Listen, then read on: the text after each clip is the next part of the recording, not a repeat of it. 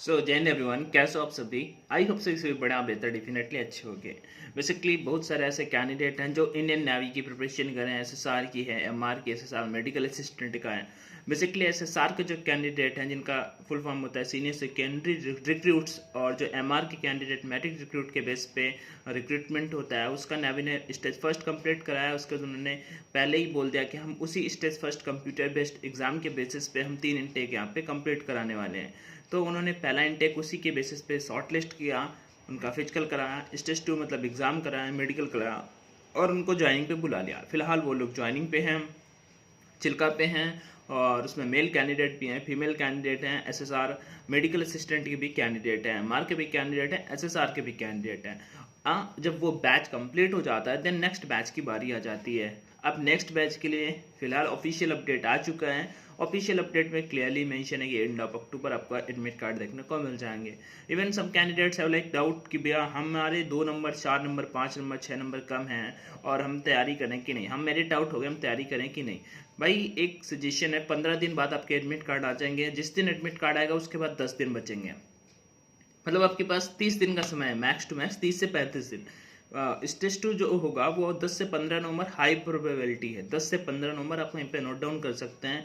जिनको डेट जानना है ना, वो 10 से 15 नवंबर मतलब इसी डेट के बीच में किसी ना किसी हो सकता है। 10 से ही शुरू हो, मतलब मुझे पता चला कहीं से।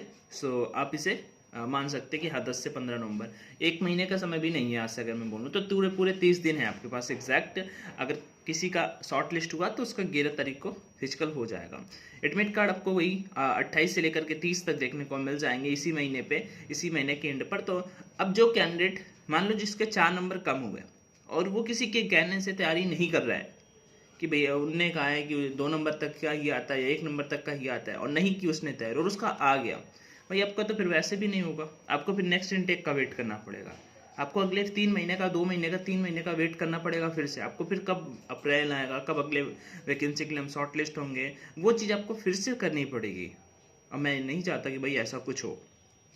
तो डेफिनेटली अगर आप में से जो भी कैंडिडेट हैं सीरियस हैं, कुछ मार्क्स से रह गया है, मेरिट आउट थे, फिजिकल पे आउट थे, फिजिकल देने नहीं गए, और या फिर फाइनल मेरिट आउट हो गए, मेडिकल एग्जाम आउट हो गए, अगर आप एलिजिबल हो, देखो क्लियरली मेंशन है, यही चीज़ है। बाकी नेवी कुछ भी कर सकता है, नेवी के ऊपर है। बट फिलहाल मैं बोलूँगा आप 15 से 20 दिन अपनी रनिंग स्टार्ट करो। मेल कैंडिडेट हो, फीमेल कैंडिडेट हो, ठीक है, आप मेरे अकॉर्डिंग यार शॉर्ट लिस्ट हो गए, क्योंकि मैंने कल एक इस पे वीडियो ऑलरेडी बना दिया, अच्छे से समझा दिया है। आपको वो चीज़ समझ में आ गई होगी। अगर अभी भी नहीं आई तो बहुत डिफिकल्ट है आपको समझाना, ठीक है। तो चलो, बाकी किसी के 5 नंबर का मैं, किसी के 6 नंबर का मैं, आप कोई कमेंट करके बता रहे भैया मेरे यहाँ से 6 नंबर का मैं, तो भाई मैं आपको बता पाऊँ कि पक्का होगा इसकी गारंटी नहीं दे सकता।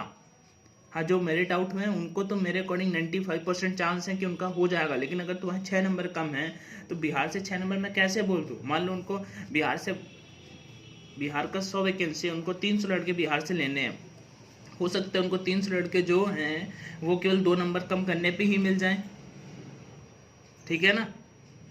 ये चीज़ आप समझ रहे होंगे। पॉइंट में नंबर कम होते हैं क्योंकि पहले वाले पेपर में निगेटिव मार्किंग थी, दूसरे पेपर में निगेटिव मार्किंग नहीं होती। अब आगे की तैयारी कैसे करें उसके बारे पे बात कर लेते हैं। तो पहला तो ये हो गया जिनको शॉर्ट लिस्टिंग का लेकर डाउट है। दूसरा ये कि भैया कब तक होगा, एडमिट कार्ड कब आएंगे। देखो एडमिट कार्ड का जो डेट है वो मैं बता रहा हूँ आपको, लगभग 26-27 तारीख से लेकर 28-29-30 तारीख तक, मतलब 27 से लेकर 30 तारीख तक आपको आपके एडमिट कार्ड देखने को मिल जाएंगे। एडमिट कार्ड आने के बाद हमें कितना टाइम मिलेगा ये फिर पता है किसी को नहीं मिलेगा टाइम। 10 दिन कोई टाइम होता है रनिंग का, 10 दिन में आप रनिंग कवर अप कर पाओगे? आई होप नहीं हो पाएगा। हाँ, जो लोग पहले 6:30 मतलब 6 के आसपास कर लेते हैं, मतलब उनका 6:30 से 6 के आसपास आ जाता है, वो कैंडिडेट के लिए तो हो जाएगा। उनको तो बस थोड़ा पेपर पे ध्यान देने की जरूरत है। लेकिन जिनका 7 मिनट से 7 मिनट से ज़्यादा है, फीमेल कैंडिडेट 8, 8.5 मिनट या 9 मिनट है, उनको कवर अप करने की बहुत ज़्यादा नीड है। इवन मेल कैंडिडेट को 15 पुशअप्स और फीमेल कैंडिडेट को 10 pushups with hold. It's very difficult guys. अगर 15 पुशअप आपको करने हैं भाई, थोड़ा सा होल्ड करा देंगे तो फिर वो कठिन हो जाता है। किसी भी पुशअप में मैं आपसे 2-4-5 सेकंड का होल्ड करा दूं, ठीक है, क्योंकि दूसरा कैंडिडेट सही से नहीं कर रहा है तो फिर वो ज़्यादा हो जाएगा। तो इन चीज़ को ध्यान रखो, अभी से मेहनत करो। शाम को या सुबह किसी भी टाइम जाओ, ठीक है। आप अगर मेरिट आउट हो या फिर फिजिकल आउट हो या फिजिकल देने नहीं गए तो आपको थोड़ा ज़्यादा मेहनत की ज़रूरत है। मेरे अकॉर्डिंग आपका ज़्यादा चांसेस हैं, ठीक है। बाकी उन कैंडिडेट की भी चांसेस है, मैंने कल शाम को बताया था, जो कुछ कम मार्क्स से रह गए हैं। आएंगे, अब आएंगे तैयारी कैसे करें। तो अब देखो मैंने ये बता दिया कि एडमिट कार्ड कब आएंगे। एग्ज़ाम जो होगा वो आपका नवंबर पे होगा, नवंबर के सेकेंड वीक पे होगा। सेकेंड वीक पे 14 तारीख नहीं बोलेंगे, हम बोल रहे हैं ना 10 या 11 तारीख से स्टार्ट होगा और 15 या 16 तारीख तक चलने वाला, इवन 11 से 15 ऐसा है, ठीक है। चलो, तो ये चीज़ आपको मैंने शेयर कर दी। अब आगे आ जाते हैं हम, ये सब रख का सारा प्रोसेस नेवी के सेंटर पे होगा, ठीक है। नेवी के वही सेंटर है, जामनगर एक अच्छा रनिंग का ट्रैक है, बढ़िया रनिंग का ट्रैक है। ऐसे जो एथलीट वगैरह जिस पे दौड़ते हैं वो रनिंग का ट्रैक है वहाँ पे। मुंबई बिल्कुल बढ़िया सेंटर है, दिल्ली का बढ़िया, सारे के सारे सेंटर यार आप तो समझ रहे हो। उनके सेंटर में जा रहे हो, दिल्ली के तो मतलब नेवी के तो बेकार तो नहीं होंगे ना, सारे के सारे अच्छे सेंटर हैं। अब क्या होगा वहाँ पे वो मैं बताता हूँ। सबसे पहले आपको फिजिकल क्लियर करना होगा। फिजिकल में वही हो जाता है यार, मेल कैंडिडेट को रनिंग 6.5 मिनट में 1600 मीटर करनी है और फीमेल कैंडिडेट को 8 मिनट में। फीमेल कैंडिडेट को 10 पुशअप करने हैं, जो बहुत ज़्यादा हार्ड है। अगर वो लोग ये स्टेज पास कर लेते हैं तो उनका सिलेक्शन लेने का चांसेस लगभग मैं बोलूँ तो 100 में से 60% हो जाता है कि आपका सिलेक्शन हो जाएगा। पेपर का रोल मान लो फिर 25% ही बचता है, क्योंकि फिजिकल हार्ड होता है, ठीक है। उसके बाद अगर मैं बात कर लेता हूँ मेल कैंडिडेट का, भाई 630 15 पुशअप, उसके बाद स्क्वाट्स करने होते हैं, चिनअप्स नहीं करनी होती, सिटअप्स करने होते हैं, बस यही सारा का सारा फिजिकल कंप्लीट हो जाता है। फिर आ जाती है पेपर की बात। अब देखो पेपर के लिए यार अभी से मैं बोलूँगा, अभी से पढ़ना शुरू कर दो। डेली का 8 to 10 आवर, 8-10 कितने दिन पढ़ना है, 15 और 25 दिन पढ़ना है केवल। कम से कम 8 घंटे पढ़ने लगो यार, फिक्स होके कंसिस्टेंट होके 8 घंटे टाइम दे दो, ठीक है। अगर आपका कोई सब्जेक्ट वीक है तो आप उसको अभी थोड़ा टाइम दे सकते हो, नहीं तो फिर छोड़ सकते हो। देखो मैं एक बार थोड़ा सा पेपर पैटर्न के बारे में बता देता हूँ।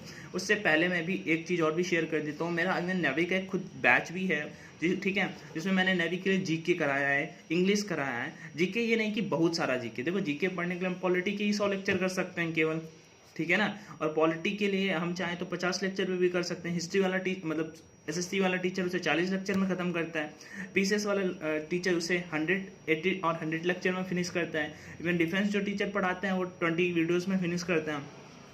मैंने लगभग 10 वीडियो पे फिनिश कर दिया है। रीज़न क्या है भाई, मैंने क्वेश्चन लिए, सारा टॉपिक कवर किया, क्वेश्चन से जो क्वेश्चन बन सकते हैं आपके पेपर में वो सारे के सारे करा दिए। उससे बाहर कुछ भी नहीं जाएगा। Same polity, same history, same geography, same economics, same static में वही आपका पक्का फिक्स चीज़ें। जैसे जीके में मैं बोल दूँ आपका फुल फॉर्म आते हैं, ठीक है। आपका फुल फॉर्म के बाद एक्सरसाइजेस आती हैं। फुल फॉर्म तो जान गए होगे ना, बैंक का पूछा था, HDFC का पूछा था, HTML का, HTTP का, ऐसे फुल फॉर्म पूछे जाते हैं। फुल फॉर्म के बाद हमसे पूछा जाता है कैपिटल एंड करेंसी पूछी जाती है, कैपिटल एंड करेंसी पूछी जाती है। कठिन देशों की पूछ दी जाती है कभी कभी आपसे, कभी भी पाकिस्तान का या फिर भूटान का पूछा जाता है। भूटान का करेंसी नुगल्ट्रा में काफ़ी डिफिकल्ट हो जाता है, तो करेंसी कैपिटल एंड करेंसी हो जाता है। स्टैटिक की जैसे एक्सरसाइजेस हो जाती हैं कि वज्र प्रहार किसके साथ में हुआ है, ठीक है, तो अब तुरंत बता पाएंगे। यूएसए के साथ में युद्ध अभ्यास किसके साथ में होता है, तो बता पाएंगे यूएसए के साथ में। इंदिरा किसके साथ में होता है, रशिया के साथ में। स्लिनेक्स किसके साथ में होता है, श्रीलंका के साथ में। सिम्बैक्स किसके साथ में होता है, सिंगापुर के साथ में। वरुणा किसके साथ में होता है, फ्रांस के साथ में। ऐसे डिफरेंट एक्सरसाइजेस होती हैं जिनके बारे में हमें पता होना चाहिए, और इससे क्वेश्चन हमेशा बन के आ जाता है।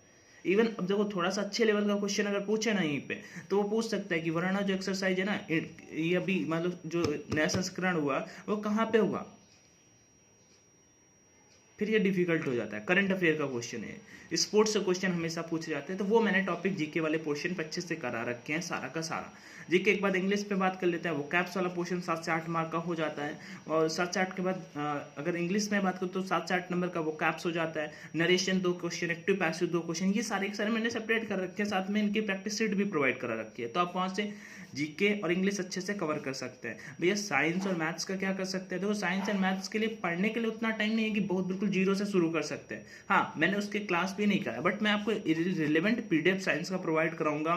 साथ ही साथ मैथ्स का मैं आपको पीडीएफ शेयर करूंगा, बट पीडीएफ से ज़्यादातर कैंडिडेट का होगा नहीं, तो मैं आपको उनकी प्लेलिस्ट शेयर कर दूंगा, जिससे आपका वो चीज़ अच्छे से कंप्लीट कर सकते हो, जो आपके एग्जाम के पॉइंट ऑफ व्यू से काफ़ी हेल्पफुल होगी, ठीक है। तो इस तरह से आपकी इसकी कंप्लीट प्रिपरेशन हो जाएगी। साथ ही साथ मैं आपको मॉक टेस्ट भी प्रोवाइड करा दूंगा। ऑफलाइन होंगे, ऑफलाइन टेस्ट, ऑफलाइन मॉक लगाने, क्योंकि ऑफलाइन पेपर होगा। पेपर मैं आपको ऑफलाइन वाले मोड में भी टेस्ट प्रोवाइड करवा दूंगा। लगभग 30-40 टेस्ट आपको मिल जाएंगे ऑफलाइन में, आप उन टेस्ट को लगा सकते हो। 40 टेस्ट लगभग होंगे, और उसका डेली एक अभी से शुरू कर दो। कम मार्क्स आए कोई दिक्कत नहीं है, आपके 40 नंबर आए, क्योंकि नेगेटिव नहीं है। 20-25 क्वेश्चन आएंगे, बाकी पे तुक्का मार दोगे ना, फिर भी 40-50 के आसपास पहुंच जाओगे, ठीक है। तो मॉक टेस्ट आपको ऑनलाइन मिल जाएंगे, ऑफलाइन भी, मतलब ऑफलाइन तो मिलेंगे ही, चाहेंगे तो आप ऑनलाइन भी वहाँ पर मॉक टेस्ट लगा सकते हो। तो उसका एनालिसिस वगैरह, बाकी मैं यार आपके टच में रहूँगा, कहीं पे कोई गलती हो रही, कुछ समझ में नहीं आ रहा है तो डेफिनेटली आप मुझे कॉन्टैक्ट कर सकते हो। टेलीग्राम @AnshuSingh2 मेरा आईडी रहेगा, ठीक है, @AnshuSingh2 ये मेरा आईडी रहेगा, यहाँ पे मैं लिख भी दूंगा, आप उस पर कॉन्टैक्ट करके मुझसे जुड़ सकते हो। बैच का फीस कितना है, तो बैच का फीस वैसे 349 रुपीज़ है, बट ये 300 रुपये पे मैं कर देता हूँ, क्योंकि वो बैच रिकॉर्डेड ऑलरेडी, तो मैं न्यू कंटेंट वहाँ पे पोस्ट करूँगा। बट लेक्चर, क्योंकि अभी लेक्चर कहाँ भाई 30 दिन में कहाँ कंप्लीट हो पाएगा सिलेबस, ठीक है, समझ गए होगे। तो रिकॉर्डेड से आप जल्दी जल्दी प्रिपरेशन, आपको जितना जल्दी करना हुआ उतनी जल्दी कर पाओगे। कोई 6 घंटे पढ़ेगा, कोई 8 घंटे पढ़ेगा, ठीक है, कोई 10 घंटे भी पढ़ सकता है। तो चलो, ये चीज़ आई होप आपको समझ में आ गई होगी।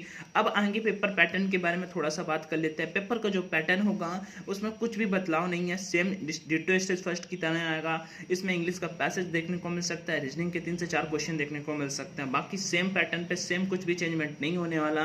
अगर मैं बात कर लेता हूँ, इंग्लिश के 25 क्वेश्चन आएंगे, जीके जीएस, और उसमें रीजनिंग के 7 से 8 क्वेश्चन मान सकते हो, या 5 से 6 क्वेश्चन मान सकते हो रीजनिंग के होंगे।